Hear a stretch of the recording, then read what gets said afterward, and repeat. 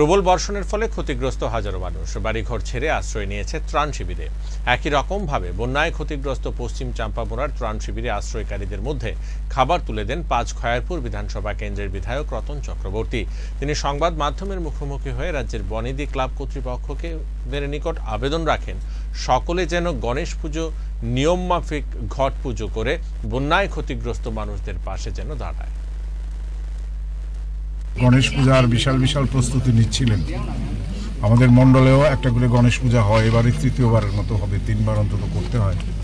কিন্তু আমি সবাইকে অনুরোধ জানাবো যাতে এই বড় বাজেটের পুজো না করে নিয়ম মাফিক ঘট পূজার টাইপের করে সেই টাকাটা, সেই অর্থটা যারা এই আর্ত মানুষ তাদের মধ্যে যাতে বিতরণ করে দেওয়া হয়।